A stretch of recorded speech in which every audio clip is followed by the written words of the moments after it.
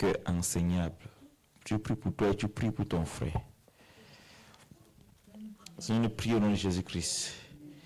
Oh, que tu bénisses, nous bénisses par les cœurs enseignables, oh Seigneur. T'en supplions au nom puissant de nous que Seigneur sauve Jésus-Christ. S'il te plaît, Seigneur.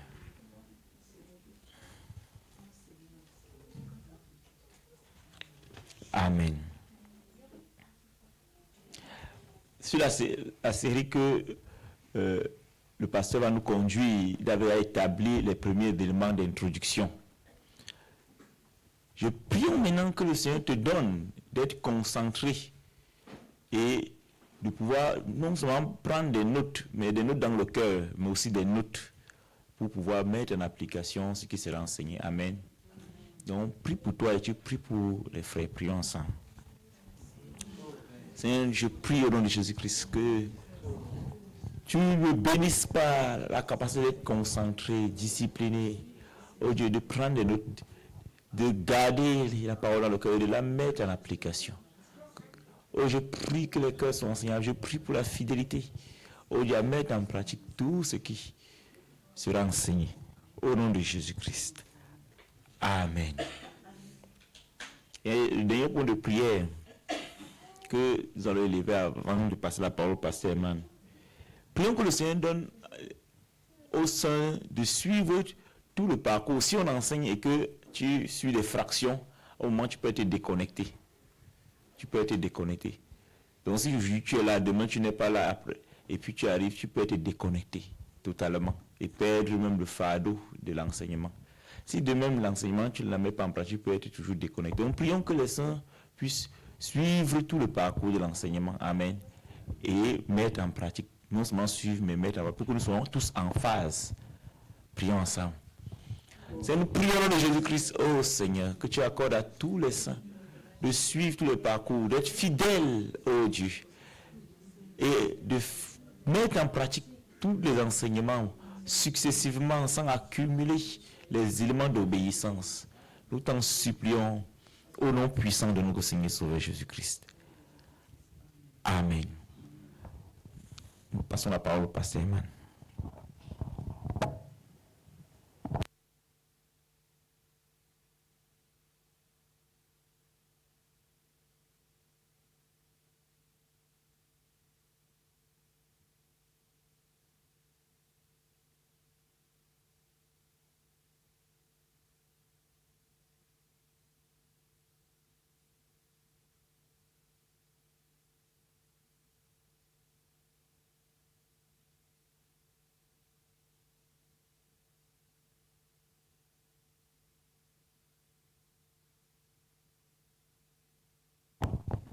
Nous allons démarrer une série merveilleuse. Mais nous devons nous arrêter et faire un point. L'année dernière, notre parcours d'enseignement, parce que nous sommes un centre d'enseignement, par don et par vocation et par parole prophétique. Nous avons démarré notre année avec les penchants du cœur. Et Dieu nous a dit qu'il devait exaucer les penchants de nos cœurs. J'espère que tu as fait la rétrospective des penchants de ton cœur et tu as confronté l'exactitude de la parole que Dieu a exaucée. Nous avons travaillé sur le caractère chrétien avec les composantes du fruit de l'esprit. Nous avons étudié les 9 composantes du fruit de l'esprit, rattachant à la personnalité de Dieu lui-même.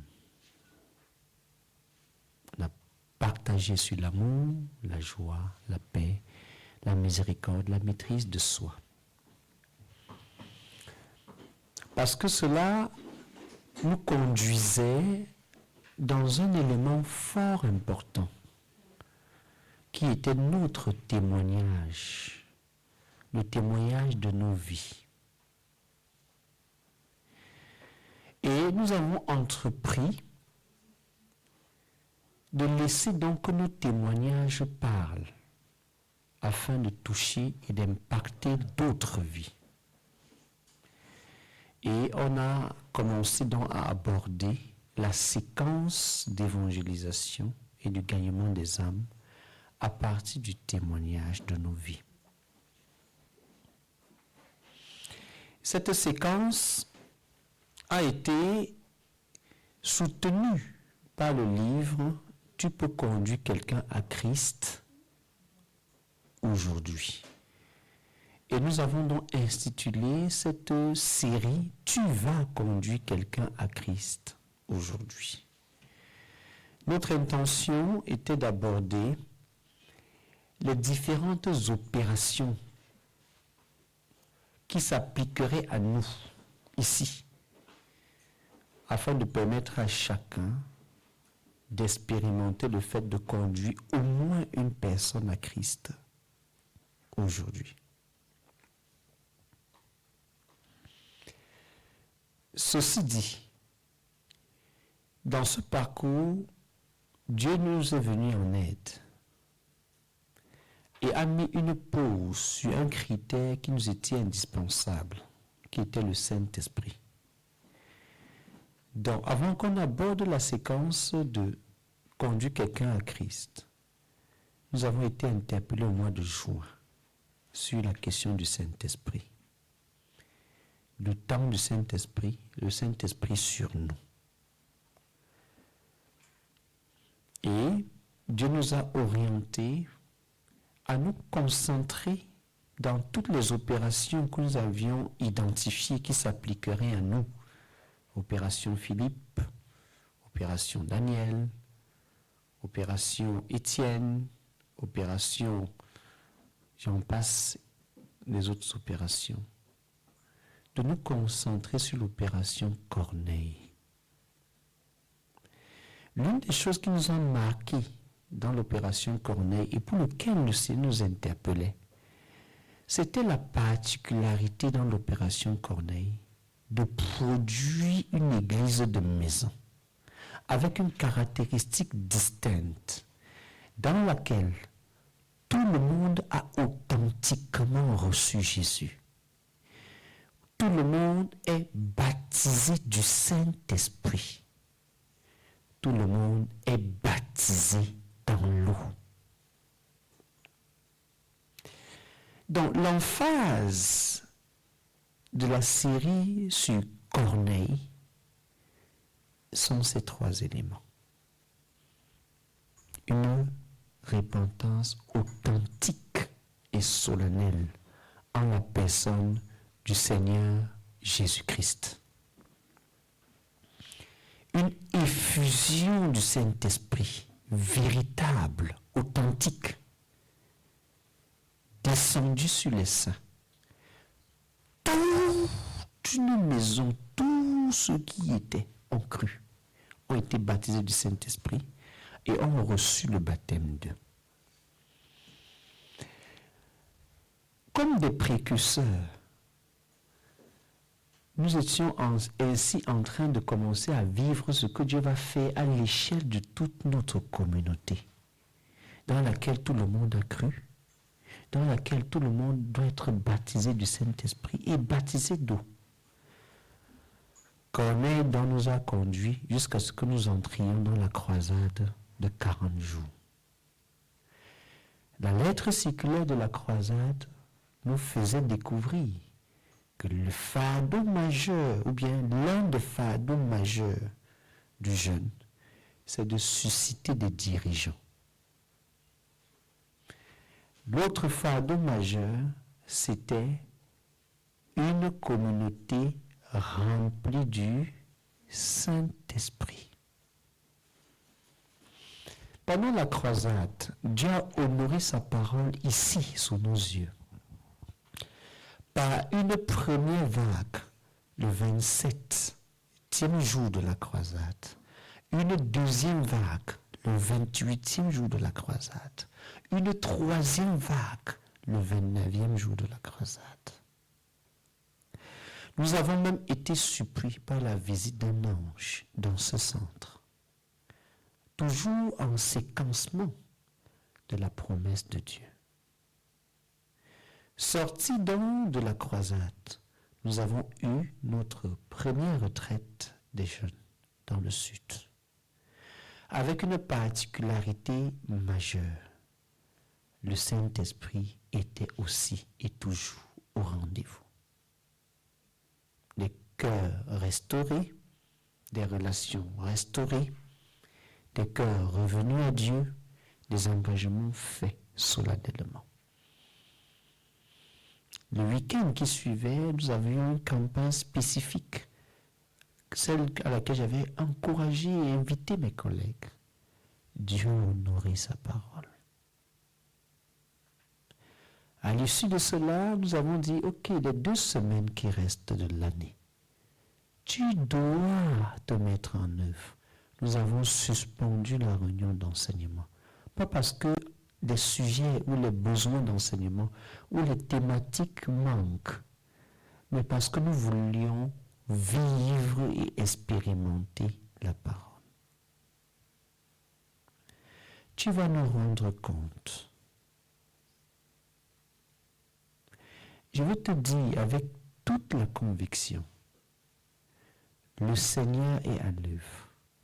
Le dernier enseignement que j'ai fait le 13 décembre 2023, j'avais enseigné ce jour-là sur 3 approches d'évangélisation globale. Nous avons enseigné sur l'approche de Dairus au travers de la littérature, la page imprimée, le traité, qui a touché toutes les langues, tous les peuples, tous les habitants de la terre du temps de Dairus.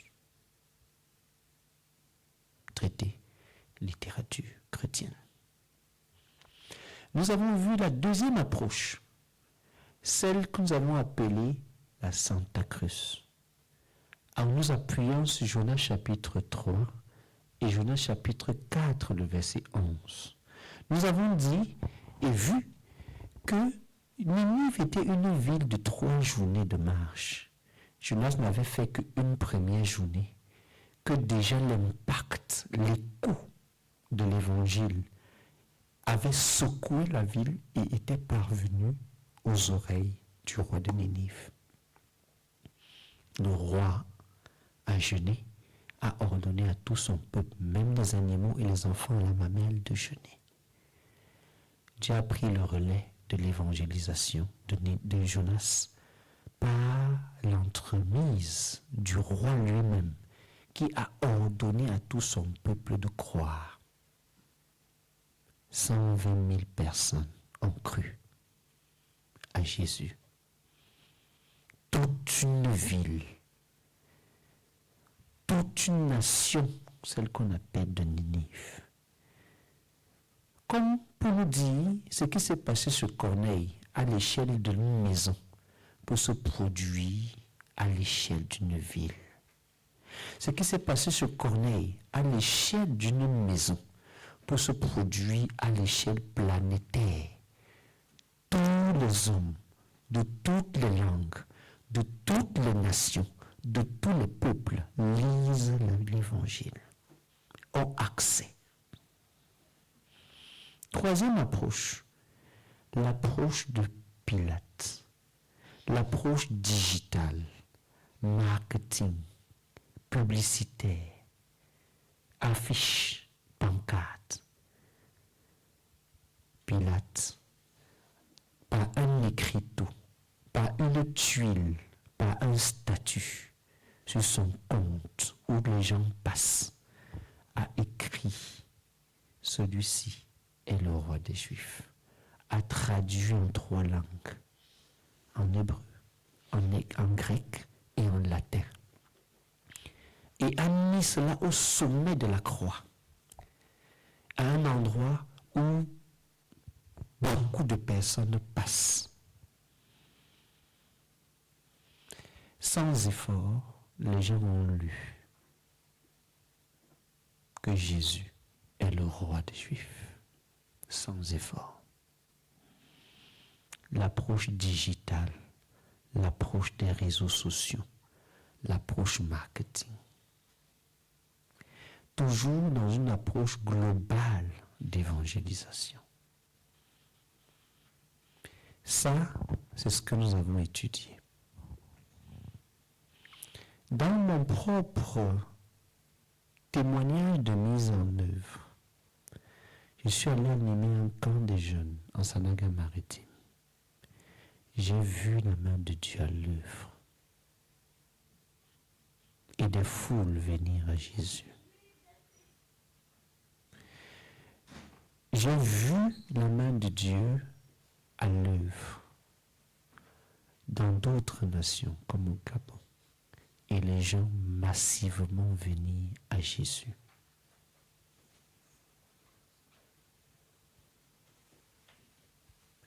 L'année s'est clôturée avec comme un miracle, une cerise sur le gâteau. J'étais avec la bien-aimée Sœur Sakina à la cathédrale du Sacré-Cœur de Saint-Cyprien. Nous avons vu une cathédrale debout pour recevoir Jésus tout entier. Le curé lui-même parmi eux. Est-ce que ça t'interpelle? Est-ce que ça te parle? Est-ce que tu entrevois et vois clairement que nous sommes dans une séquence de Pentecôte? Alors, qu'en est-il de toi? Quel est ton compte rendu personnel?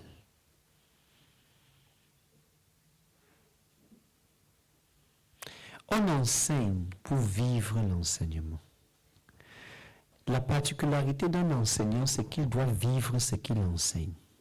Il doit attester par son propre témoignage et sa propre vie que son enseignement n'est pas de la théorie, mais est un enseignement de vie.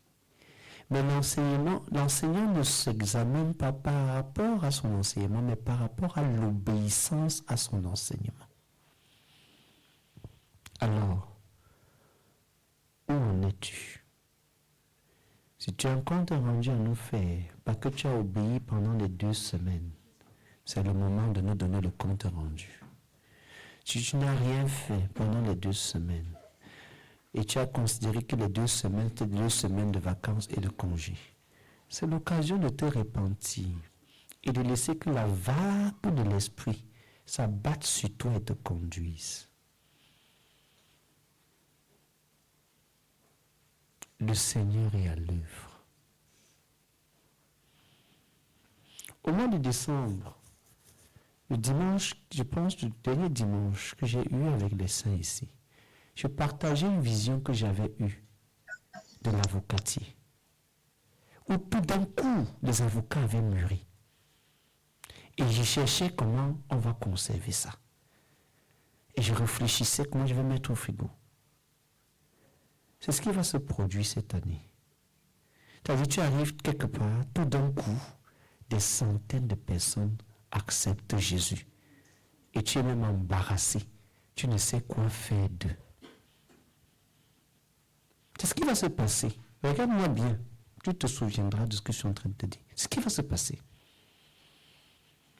Parce que le Saint-Esprit est venu pour que des choses que l'œil n'a pas vues, que l'oreille n'a pas entendues se produisent. Même la rhéma te le redit de manière claire. La rhéma te le redit de manière très très claire. Si tu as un compte rendu, tu lèves ta main, je te donnerai la parole. Tu n'as pas de compte rendu, tu te lèves simplement où tu es. Et tu conviens avec Dieu que tu n'as pas obéi. Ce n'était pas une question de capacité, C'était juste une question d'obéissance. Je n'ai rien fait d'extraordinaire de toi à moi.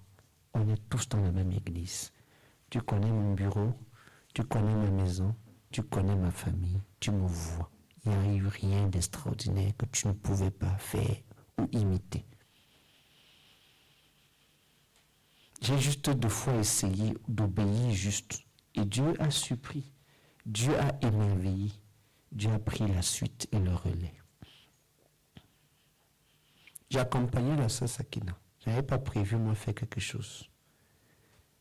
Mais poussé par l'Esprit de Dieu, qui était présent dans le lieu à cause de ce que ses serviteurs étaient présents, on m'a demandé de dire quelque chose et de prier. Quand j'entends prier, je comprends que là, Dieu va faire quelque chose. Et Dieu a fait quelque chose. D'unique. Pour lequel on nous remercie même. Alors que c'est nous qui remercions pour l'opportunité qui nous a été donnée. Si tu as ton compte rendu de 2 semaines, tu lèves ta main. Je te donne la parole. Si tu n'as pas de compte rendu, tiens-toi sur tes pieds. Demande seulement pardon à Dieu. Et rajuste-toi dans l'obéissance.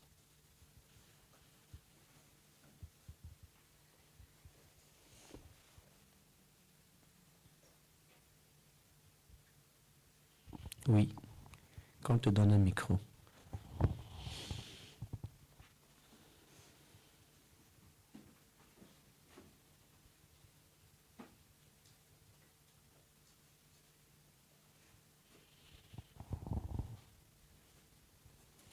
Bonsoir à tous. Pendant ces 2 semaines, j'ai partagé des versets bibliques en statut parce que c'était la manière la plus facile pour moi de le faire. Et j'ai aussi partagé des traités 4. Un à mon ami de classe, 2 dans mon bâtiment et 1 à quelqu'un dans la rue. Bon, pour le moment, je n'ai pas encore reçu de retour, mais voilà. Alléluia. Gloire à Dieu. Amen. En ce qui me concerne, la semaine dernière, pratiquement, j'ai presque tous les jours, ou bien tous les 2 jours, je mettais un message sur mon statut. Et la semaine dernière, je suis sortie seule d'abord pour distribuer les traités. J'ai pu distribuer juste 5 à 5 personnes. Avec la sœur Thérèse, nous sommes sortis vendredi. Pendant environ 1 heure, on a distribué les traités. On a pu échanger avec 3 personnes. Mais les 3 personnes ne semblaient pas être intéressées, mais elles ont quand même remis le traité. Et samedi, avec le pasteur, comme il était parti à la banque, on a saisi l'opportunité. Il a fait déjà ouvrir la porte pour qu'on puisse prêcher l'évangile aussi. Hier, pendant qu'on partait manger au flunch, Dieu a permis aussi que l'on rencontre une personne à qui on a aussi présenté l'évangile. Et normalement, on devait le voir aujourd'hui, mais on n'a pas pu se voir parce que je n'ai pas pu le joindre par la suite. Donc, en ce qui me concerne, voilà mon compte rendu. Gloire à Dieu. Amen.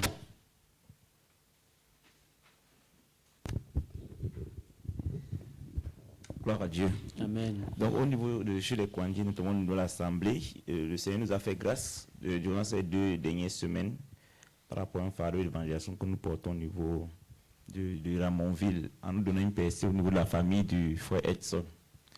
Donc son papa est à la maison et ça a permis qu'on puisse davantage avancer. Et ils étaient tous là, bon, sauf la maman qui était malade, mais tous là, même la tante, ils étaient tous présents. Donc le Seigneur nous a donné une porte ouverte dans cette famille. Gloire à Dieu. Amen. Gloire à Dieu. Amen. Quant à moi, pendant les 2 semaines, je n'ai pas eu une sortie où je suis partie de ma maison spécialement pour aller évangéliser. Mais pendant que je sors pour des courses ou je sors pour aller quelque part, que ce soit à l'arrêt de bus, que ce soit dans les supermarchés, c'est des gens qui viennent à moi. Et pendant qu'ils viennent à moi, ce n'est pas pour l'évangile d'abord. Et c'est comme si, en cause, c'est comme s'ils ont un souci. Et ce problème qui l'emmène vers moi finit par l'évangile. Donc, à la fin, je finis par ouvrir ma bouche pour leur parler de l'évangile. Donc, ce n'est pas quelque chose où ils s'attendent à l'évangile, mais ils viennent pour quelque chose d'autre et à la finalité, ils reçoivent l'évangile parce que leurs préoccupations m'amènent à les emmener vers la parole de Dieu. Et à la fin, je donne les traités parce que j'ai toujours des traités dans chaque sac que j'ai toujours mes cartouches. Donc, dans les arrêts de bus ces derniers temps, c'est vraiment ce que je suis en train de faire. Quand j'arrive, je trouve des personnes, on cause et à la fin, ils ont leur traité.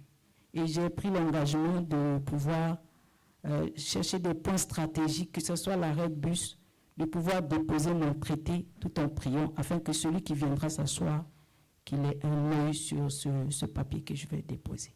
Donc c'est ce que j'ai commencé à faire. Amen. Alléluia. Amen.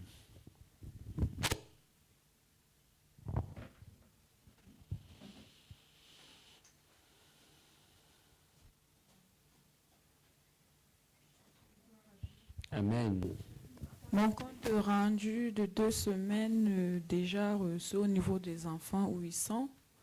Parce qu'à chaque fois quand je les ai au téléphone, je parle toujours de Dieu, même devant ces éducateurs. Et quand j'avais rendez-vous avec eux, on a abordé le sujet de Dieu. Donc ça les a beaucoup marqués, le fait toujours de parler de Dieu aux enfants. À eux, ça les a aussi beaucoup marqués. Vu qu'ils disent que vraiment les enfants sont différents des autres enfants avec laquelle ces enfants se trouvent. Et bon, j'ai aussi partagé les versets bibliques sur mon statut et j'ai aussi rendu témoignage à des connaissances. Et mon témoignage, je les ai marqués et bon, voilà. Donc, c'est ça mon compte rendu. Amen.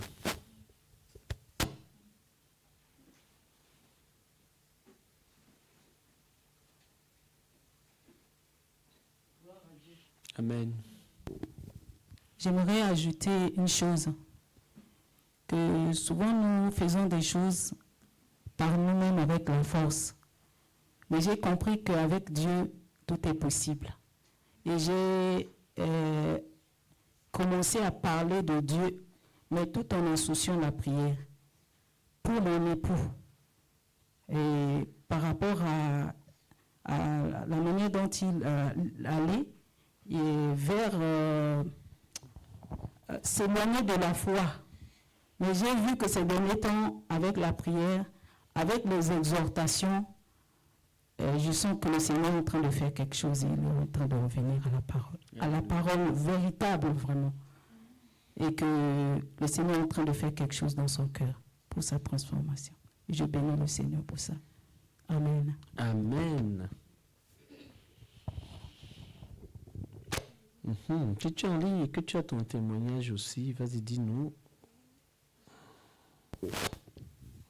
Gloire à Dieu. Amen. Alors moi, j'aimerais rendre grâce au Seigneur car il a ouvert plusieurs portes, notamment à Libreville, sous le cadre de la dot et notamment sous l'alcool. Donc comme c'était vraiment un point qui touche plusieurs, ça a permis d'évangéliser dans le salon de coiffure. Et quand je suis rentrée, j'ai vu la bouteille d'alcool et comme c'était le jour de la dot, elle me faisait la manicure, donc j'ai prêché l'évangile. Et elles m'ont dit, ah oui, donc après ça, elles ne vont plus boire, elles ne vont plus donner à boire aux personnes parce qu'elles ne veulent pas que la malédiction s'abatte sur elles. Ça a permis de partir de l'alcool et de parler de Christ, notamment où je me déplaçais, notamment à ma famille. Ma nièce également, je lui ai parlé de Christ. Et donc, on suit actuellement un programme de lecture biblique de Jean, comme elle est très téléphone. Donc, je lui ai installé la Bible dans son téléphone et elle me dit, ah, j'ai lu Jean 1, j'ai lu. Donc, ça me permet à distance de voir comment elle avance. Donc, j'ai vraiment eu le temps de lui parler de Christ, qui était Christ et pourquoi Christ est mort sur la croix pendant une bonne heure et elle a été touchée. Donc, ça me permet de la suivre à distance. Également, en continuant, ma grand-mère qui était en fin de vie a également donné sa vie au Seigneur Jésus.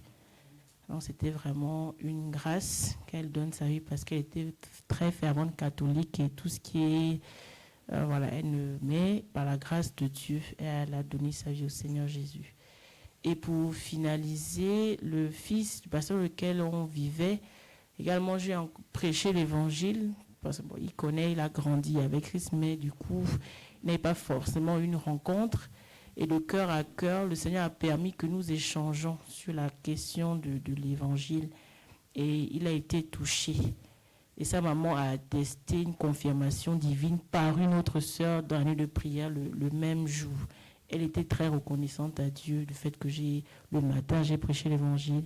Et le soir, pendant la nuit de prière, une de ses collègues de prière lui a attesté par rapport à son fils, mené le matin. Quand je suis le lendemain, lui dit, mais j'ai parlé de Christ à ton fils. Elle a directement vu le rapport. Et donc, elle était très reconnaissante au Seigneur. Donc, j'aimerais rendre grâce au Seigneur par rapport à cela. Amen. Amen. Amen.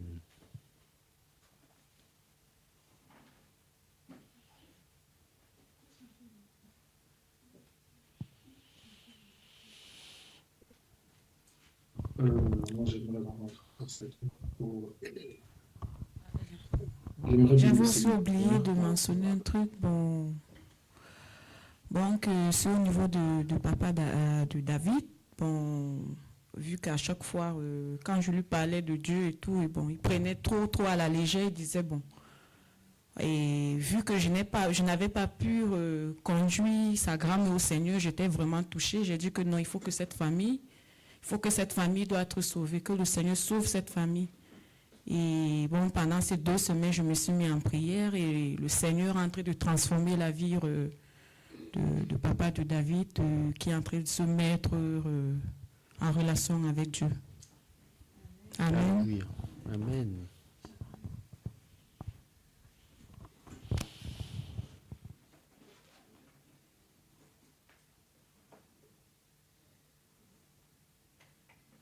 Si tu es en ligne et que tu as ton compte rendu, donne-le. Ou simplement où tu es, réponds-toi, fais la paix avec Dieu, de n'avoir pas essayé. Ceux qui n'essayent pas ne savent pas. Quand tu essayes, tu sais. Gloire à Dieu. J'aimerais dire merci au Seigneur pour... Donc tu veux prier, nous te donnons l'occasion de prier. Te donnons 1-2 minutes, tu as le temps de prier. Qu'elle parle, pendant que d'autres prient.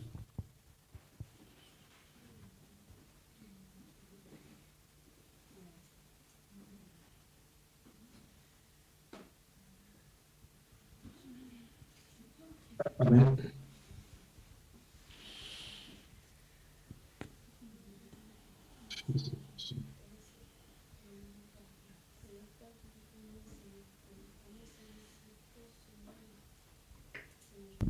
Nous t'écoutons, frère. Je rends grâce au Seigneur pour... je crois que c'est...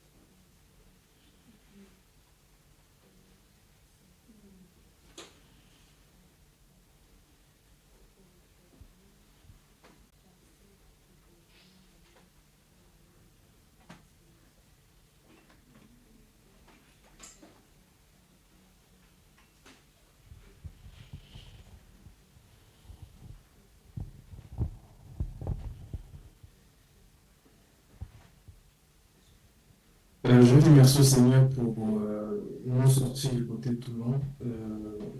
Nous sortons pratiquement tous les samedis. sauf le samedi dernier. Et nous rencontrons des personnes avec qui le Seigneur nous conduit et nous prêchons à énormément de gens, nous avons beaucoup traité. Et il arrive aussi des moments où nous prions pour les gens dans la rue. Et on voit la manifestation du Seigneur. Et donc, voici un petit bilan de ce que nous entreprenons du moins du côté de tout. Amen. Amen.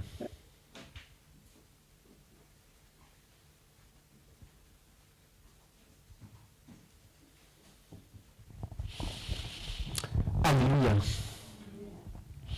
Mets-toi à l'œuvre, frère. Le Saint-Esprit est venu pour ça. Le Saint-Esprit est venu pour ça. J'aimerais que tu planifies ton après-Pentecôte. Qu'est-ce que tu vas devenir après la Pentecôte? Ou qu'est-ce que tu es déjà en train de devenir?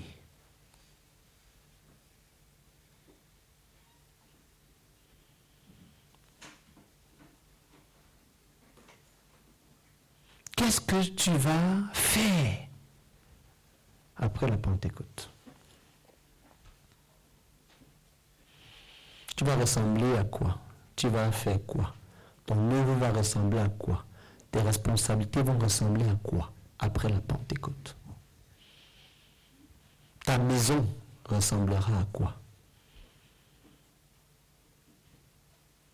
après la Pentecôte? Ton église de maison ressemblera à quoi après la Pentecôte?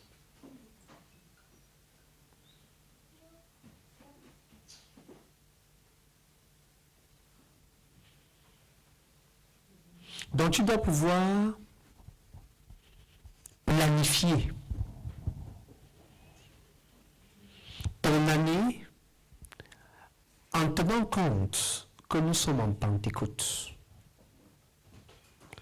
Tes actions doivent être en fonction de ce que nous sommes en Pentecôte.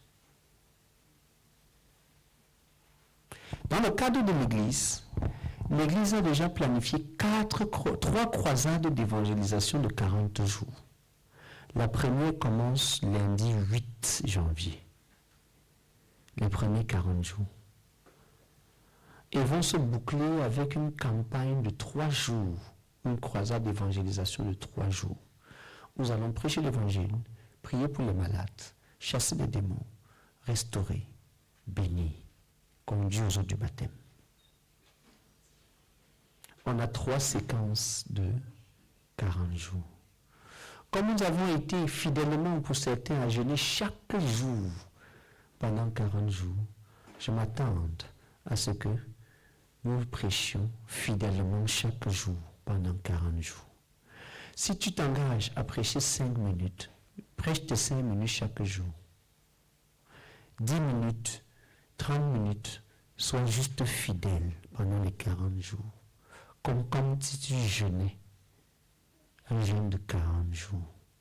Qu'un jour ne passe pas sans que tu n'aies prêché. Selon ta résolution avec Dieu. Et tu veux inviter pendant les 40 jours, sois fidèle. Jour après jour, mène des actions d'invitation. Au bout de 40 jours, tu vas toi-même te rendre compte que Dieu va t'honorer. Dieu va te visiter, Dieu va te bénir. Dieu va t'honorer, Dieu va te visiter, Dieu va te bénir. Son esprit est à l'œuvre pour ça. Donc planifie ton après-Pentecôte. Si tu es comme moi, planifie dans une perspective de 3 ans. En déclinant ce dont tu as besoin. Parce que ce dont tu as besoin constitueront tes points de prière. Si tu as travaillé sur ton plan de développement personnel, tu as donc la matière pour laquelle tu sais comment tu vas te comporter, comment tu vas te conduire, ce que tu vas nous demander à Dieu en fonction de ton plan de développement personnel, spirituel, personnel. Donc, dans les séries que nous allons aborder, ou bien la série, mais qui a plusieurs parties, nous avons vu en début d'année, en fin d'année plutôt, dernière, en décembre, l'introduction générale sur notre série qui est l'œuvre du Saint-Esprit à la suite de la Pentecôte. La première partie que nous avons énoncée, c'était l'œuvre du Saint-Esprit dans l'évangélisation et le gagnement des perdus. La deuxième partie que nous avons énoncée, c'était l'œuvre du Saint-Esprit dans la formation des disciples. Nous avons fait une introduction générale, nous avons fait une présentation des 3 approches d'évangélisation globale. Nous voulons parler de la planification, avant donc de démarrer la série dès mercredi prochain. Comment l'Église primitive a planifié ses actions après la Pentecôte? Comment Dieu le Père a planifié ses actions après l'effusion de l'Esprit? Dans le livre de Genèse, au chapitre 1, si tu ne le savais pas, sache que c'était une Pentecôte aussi. Lis avec moi dans Genèse chapitre 1. Au commencement, Dieu créa les cieux et la terre. La terre était informe et vide, et il y avait des ténèbres à la surface de l'abîme, et l'Esprit de Dieu se mouvait au-dessus des eaux. En ce moment, l'Esprit de Dieu est en train de se mouvoir au-dessus de Toulouse, du sud, de la France et des nations. C'est ce qu'on appelle la Pentecôte. Quand le Saint-Esprit descend, quand il y a un mouvement du Saint-Esprit. Un mouvement du Saint-Esprit dans les cœurs. Je suis en train de voir le Saint-Esprit mouvoir dans les cœurs, amener les personnes à la repentance, amener les personnes dans les regrets qui doivent les amener à la repentance, restaurer les relations qui étaient rompues, qui étaient brisées, rétablir, reconnecter les contacts. C'est l'œuvre du Saint-Esprit. C'est le Saint-Esprit qui est en train de mouvoir au-dessus. Le Saint-Esprit est en train de mouvoir. Tu te lèves avec un chant nouveau dans ton cœur. Il y a une joie qui t'inonde. Tu as envie de chanter, tu as envie de célébrer Dieu. C'est l'œuvre du Saint-Esprit qui est en train de mouvoir. Les plans de Dieu deviennent clairs pour toi. Les visions que tu avais vues commencent à venir à l'existence. C'est l'œuvre du Saint-Esprit qui est en train de mouvoir. Les choses que tu ne considérais pas, tu commences à les considérer. C'est l'œuvre du Saint-Esprit qui est en train de mouvoir. Les choses qui n'étaient jamais arrivées commencent à t'arriver positivement. C'est l'œuvre du Saint-Esprit qui est en train de mouvoir. Les points qui étaient bloqués commencent à se débloquer. C'est le Saint-Esprit qui est en train de mouvoir. Pourquoi? Parce que le Saint-Esprit met toujours là où il y a un chaos. On a dit le mois dernier, au mois de décembre, que si tu ne le savais pas, il faut que tu le saches. Et je vais te le redire. L'Éternel ne met pas son esprit dans la vie de quelqu'un qui ne va pas lui appartenir. Tu dois faire la paix avec ça. Tu dois le savoir et vraiment l'ancrer dans ton cœur. L'Éternel ne remplit pas quelqu'un du Saint-Esprit si la personne ne va pas lui appartenir. Pourquoi? Tu vas opérer sur la puissance d'un autre. Donc, il faut que tu appartiennes à cet autre. Tu vas fonctionner sous l'onction d'un autre. Tu dois donc appartenir à cet autre. Tu vas parler de la part d'un autre. Donc tu ne t'appartiens plus. Tu appartiens à cet autre qui utilise ta bouche pour parler. L'Éternel ne remplit pas quelqu'un du Saint-Esprit si ce quelqu'un ne va pas lui appartenir à 100%. Tu ne peux plus faire comme tu veux, comme tu penses, comme tu crois, avoir tes projets, tes plans, tes ambitions et attendre d'être rempli du Saint-Esprit. Ça ne marche pas comme ça. Ça ne marche pas comme ça. L'esprit qui remplit fait que tu appartiens à celui à qui l'esprit appartient, à l'Éternel. Donc quand tu pries, Seigneur, remplis-moi de ton esprit, tu es en train de dire, Seigneur, je t'appartiens à 100%. Je suis à toi, je suis ta propriété. Pourquoi ce que tu feras et ce qui se passera, quand toute chose, toute la gloire revienne toujours à l'Éternel. Pour que ce soit ni par ta force, ni par la puissance, mais par l'esprit.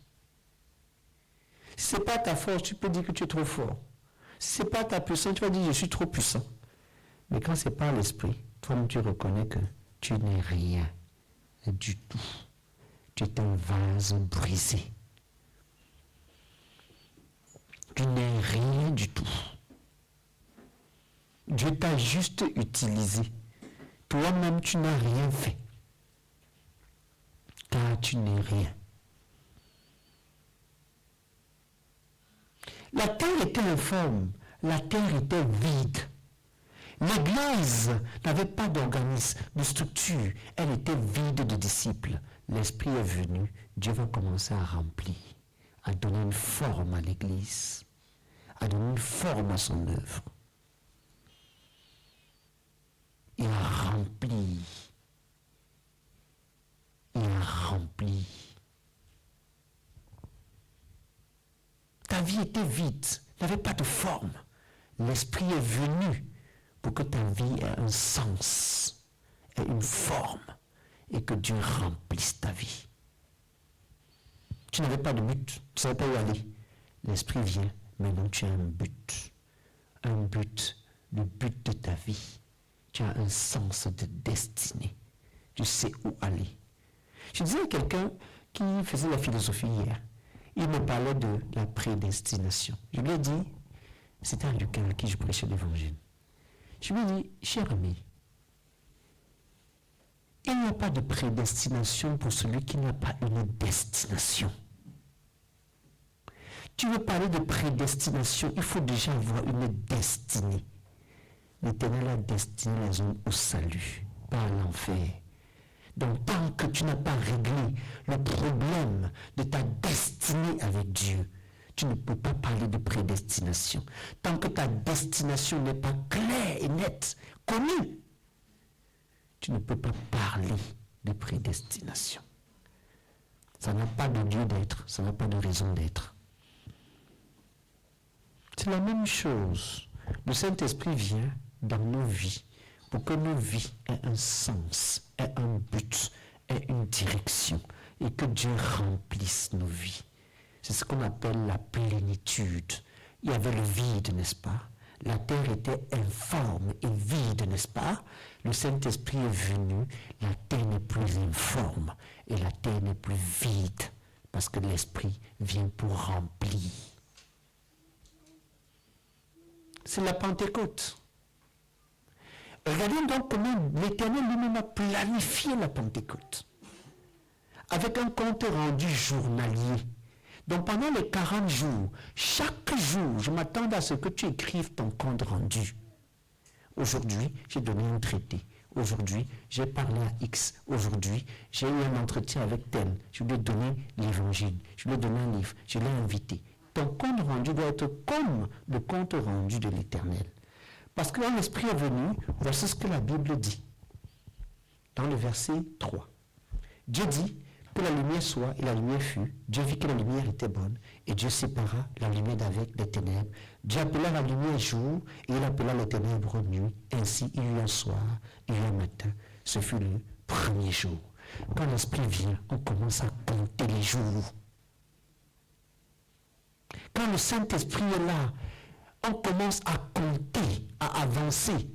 On peut dire 1, 2, 3, 4. On marque une origine avec le Saint-Esprit et on commence à compter. On commence à crier, on commence à mener les choses à l'existence. On commence à voir des choses qui n'existaient pas venir à l'existence. Les choses invisibles deviennent visibles. Ta vision devient touchable, réalisable, perceptible. Quand le Saint-Esprit est là, la donne change radicalement. Tu dois donc planifier. Si tu es assez rigoureux, tu peux planifier comme l'Éternel. Tu planifies en matin, tu planifies en soir. Si tu es moins rigoureux, planifie au moins un jour. Planifie au moins un jour. Arrête-toi. Fais le bilan de ta journée avant de te coucher. J'ai parlé à qui aujourd'hui? Ma vie a donné la vie à qui aujourd'hui? Ai-je atteint mon jeûne qui est ma croisade d'évangélisation aujourd'hui? Comme ça, tu as le temps, même à 23h59, d'envoyer un SMS évangélique, de publier un statut avant de te coucher. Quelqu'un verra. Je ne sais pas ce que cela produira.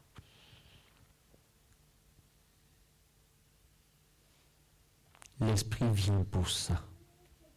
Sois sage, planifie. Ceux qui ne planifient rien ne s'attendent à rien. Si tu t'attends à quelque chose, planifie donc et prépare-toi, car ce que tu attends, ce pourquoi tu as planifié, la probabilité pour que ça s'accomplisse est de 100%. Mais celui qui ne planifie rien et qui ne s'attend à rien, il croit que ce sera des événements spontanés, c'est-à-dire ce qu'on appelle le hasard. Or, le hasard n'existe pas dans la vie d'un enfant de Dieu. Le hasard n'existe pas. Dieu fera selon que tu as dit à ses oreilles. Dieu fera selon ta foi, dont le hasard n'existe pas. Ce n'est pas un concours de circonstances. L'orange ne pousse pas sur l'oranger par hasard. L'arbre tire sa nutrition du sol. Le soleil brille pour lui fournir une photosynthèse et les éléments qui vont donner du goût et du sucre aux fruits. Ce n'est pas un hasard. On n'accouche pas un enfant par hasard. On ne fait pas un disciple par hasard. On ne gagne pas les âmes par hasard. On n'a pas une église qui grandit par hasard. On planifie et on agit en conséquence, sachant clairement ce que l'on veut, ce que l'on attend, et on l'obtient par la persévérance et la fidélité, en payant le prix si tu veux. C'est ça la Pentecôte. Dans Genèse, donc, tu peux voir la Pentecôte. L'Éternel a planifié. Et il a fini le travail. Cette année, toi aussi, tu vas finir ce que tu vas commencer. Tu vas finir ton travail. Nous allons finir notre travail. C'est l'avantage de l'esprit pour l'accélération, pour la précipitation des résultats, pour l'obtention d'un impact. Voilà pourquoi l'esprit est là.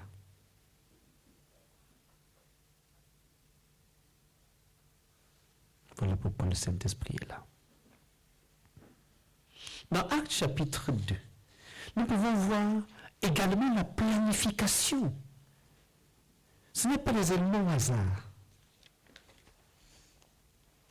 Ce n'est pas le fait du hasard.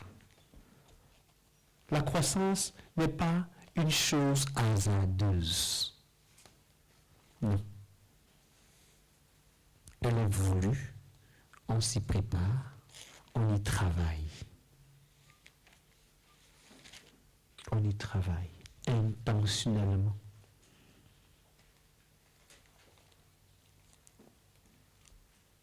Intentionnellement.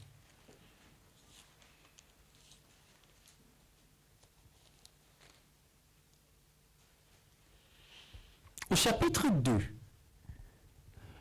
la particularité de ce chapitre, c'est son début. Il y a un jour qu'on appelle le jour de la Pentecôte. Quand ce jour se produit, ta vie n'est plus la même. Quelque chose de nouveau doit commencer à se manifester dans ta vie. Tu passes quelque part, tu laisses un feu. Les gens t'écrivent pour te dire, après toi, j'ai déjà baptisé une personne. Après toi, j'ai déjà baptisé 2 personnes. C'est comme si tu es donc passé, enflammé quelqu'un. Et depuis que tu es passé, voici des choses nouvelles qui se sont mises en place. Donc un déclic se produit. Des nouveautés s'installent et s'établissent. Demande-toi, depuis que la Pentecôte s'est produite, qu'est-ce qui est nouveau dans ma vie? Depuis que la Pentecôte s'est produite, quand je veux prier pour quelqu'un, je prophétise sur sa vie.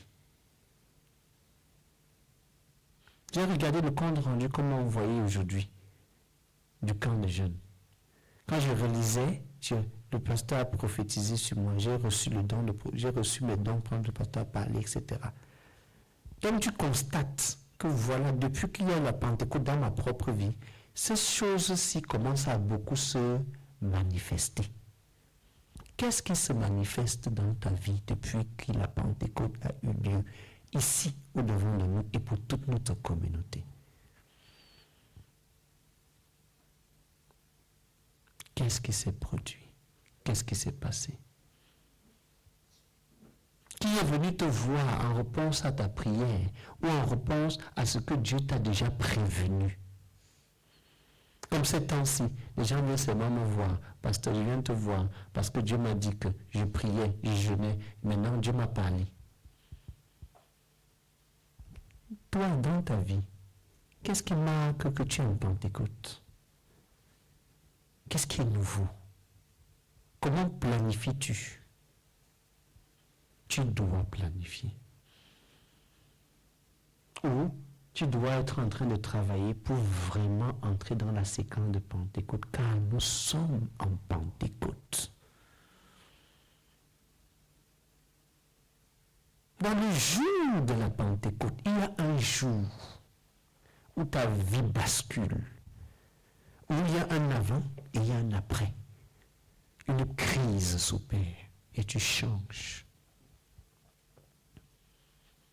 Et des choses nouvelles s'installent et s'établissent.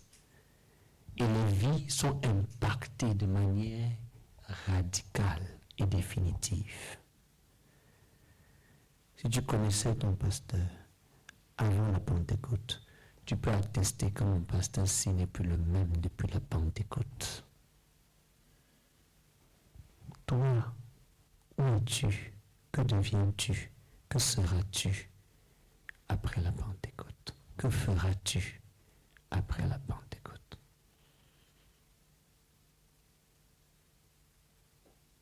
Je suis en train de planifier enseigner 500 jeunes en décembre de cette année. Je suis en train de planifier envoyer un couple missionnaire depuis la base du Canada d'ici le mois de juillet pour le Suriname. Je suis en train de former un couple missionnaire de Toulouse sous nos propres fonds, mon épouse et moi, pour qu'il soit opérationnel dans les 2-3 ans à venir. Toi, qu'est-ce qui se passe depuis la Pentecôte? On peut être assis ici ensemble, mais on n'est pas ensemble. On peut être là, on rigole, mais on ne fait pas les mêmes impacts. Pourtant, on a toutes les possibilités de faire le même impact, et même plus. Parce que l'Esprit move au-dessus de nous tous. Ce n'est pas une prérogative exclusive d'une personne ou de quelques-uns. La disponibilité de l'Esprit est là pour nous tous. Tu peux entendre ces témoignages, tes oreilles crépillent. Ça ne représente rien de ton potentiel personnel que toi seul tu peux faire. Ce jour de la Pentecôte, ils étaient tous ensemble, réunis dans le même lieu, et tout d'un coup, le bruit est venu. Est-ce que depuis que le Saint-Esprit est venu dans ta vie fait un certain bruit? que tu passes quelque part, on sait que tu es passé parce qu'il y a un bruit qui s'est produit. Je vais faire une parenthèse. Il arrive des moments donnés où le bruit annonce une spontanéité. C'est-à-dire, tout d'un coup, quelque chose va se passer. Prépare-toi à ça. C'est-à-dire, tu n'as pas besoin de passer par un processus. Quand il y a eu le bruit, il a seulement dit, descends à Cap, qui se dépêche, il va pleuvoir. Il n'a pas eu besoin d'attendre. La pluie est tombée. Quand il y a le bruit, on n'a pas eu besoin d'entendre. Le Saint-Esprit est tombé. Donc il arrive de moment donné, le bruit annonce une spontanéité. Quelque chose va se produire de manière instantanée. Prépare-toi à ça. C'est-à-dire, le temps d'une nuit, Jacob est devenu Israël. Une nuit. Une nuit. Le temps d'une rencontre, Simon est devenu Pierre. Une rencontre. Un bruit, une transformation radicale. Le temps d'une nuit, d'une rencontre. Le temps d'une parole. Abraham est devenu Abraham. Une parole. Un bruit, une parole. Changement définitif. Prépare-toi à ça. Ça va t'arriver cette année. Si ça ne t'est pas encore arrivé, sache que ça va t'arriver.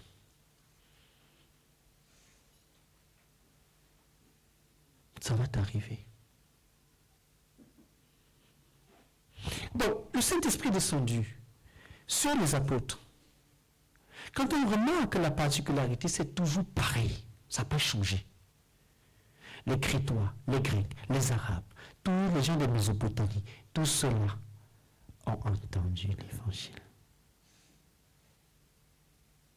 Une planification voulue, à un lieu voulu, dans un contexte voulu. Mais les apôtres ne sont pas juste arrêtés au bruit et à la spontanéité et au changement. Vous allez vous rendre compte que la Bible dit, dans le même chapitre de Acte 2, le Seigneur ajoutait chaque jour, chaque jour, chaque jour, chaque jour, chaque jour, chaque jour, chaque jour. Fais ton compte rendu chaque jour. Dieu veut ajouter chaque jour. Planifie jour après jour. Et le Seigneur va t'honorer. Le Seigneur va te visiter. Et le Seigneur va te bénir.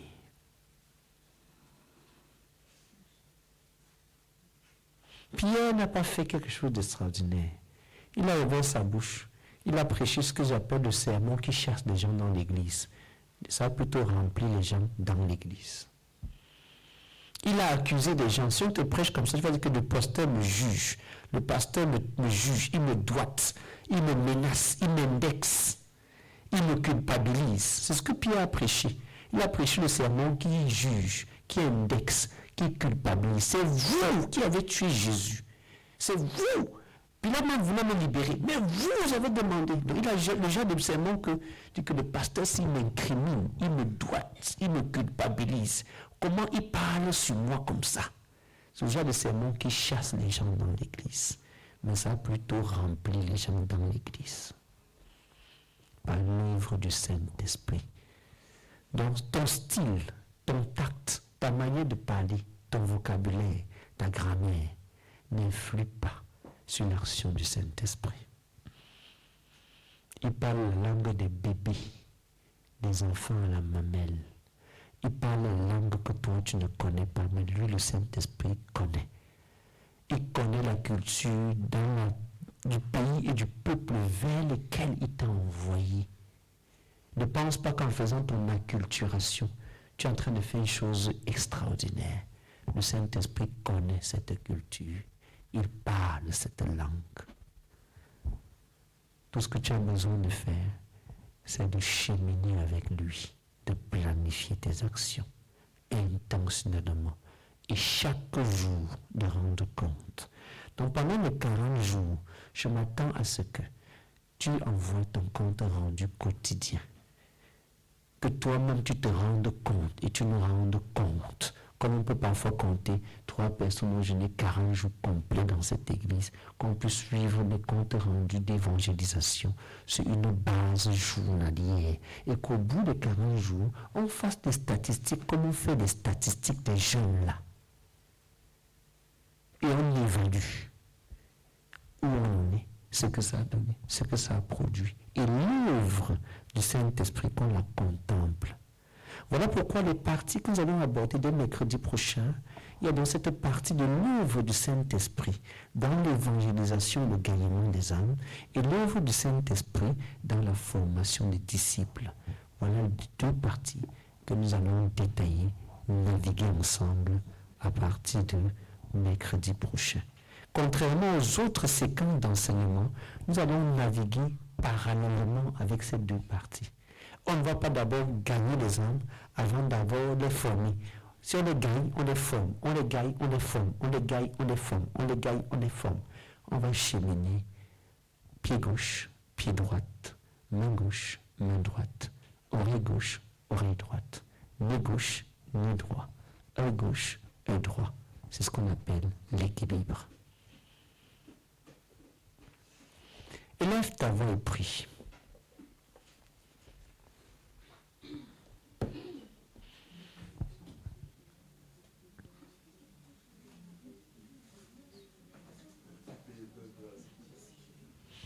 Notre Père et notre Dieu, nous ne serons plus les mêmes, l'Église ne sera plus jamais la même. L'œuvre entre nos mains ne sera plus jamais la même. Le fruit visible, palpable, attestera que nous sommes véritablement en Pentecôte. Merci pour la vague de personnes qui sont en train de venir se joindre à nous, parce que tu as parlé à leur cœur. Merci pour l'ajout massif, instantané, le fruit de ton œuvre, Seigneur, pour ceux-là que tu es en train de restaurer à toi, de ramener à toi. Béni sois-tu pour tous ceux-là qui vont croire à l'évangile de Jésus-Christ de Nazareth, qui vont être pardonnés, qui vont être réconciliés avec toi et qui vont être sauvés. Louange, gloire, magnificence te revient. Donne à chacun de te croire, de coopérer avec toi dans l'obéissance et que chacun porte du fruit, que chacun, notre Dieu, gagne des âmes, que chacun fasse des disciples en étant lui-même un disciple de Jésus-Christ. Que chacun soit un instrument entre tes mains pour ouvrir une nouvelle porte, une nouvelle résidence, un nouveau quartier, une nouvelle zone, une nouvelle ville et pourquoi pas un nouveau pays pour nous permettre d'accélérer l'accomplissement, Seigneur, des objectifs de la phase 3. Donne-nous de nouvelles assemblées de maisons et églises de maisons. Nous te supplions, de nouvelles familles, nous te supplions, tout comme chez Corneille, où tout le monde croit, où tout le monde est baptisé du Saint-Esprit et où tout le monde se soumet et obéit au baptême dans l'eau. Fais-le, Père. Que ta parole et que les séries d'enseignements à venir soient ceux-là qui nous amènent à vivre la vie de la parole et à mettre en pratique. Béni sois-tu, béni sois-tu. Que dès lundi, nous sommes dans une séquence de 40 jours d'évangélisation sans sauter un jour, prêchant chaque jour d'une manière ou d'une autre et nous rendant mutuellement compte de ce qui est en cours pour la révolution, afin que lorsqu'on contemplera ton œuvre merveilleuse en fin février, qu'il soit évident que l'Église a tellement cru et a tellement abondé que nous avons accompli ce que nous avons commencé l'année dernière. Au nom de Jésus. Amen. Sois bon, béni.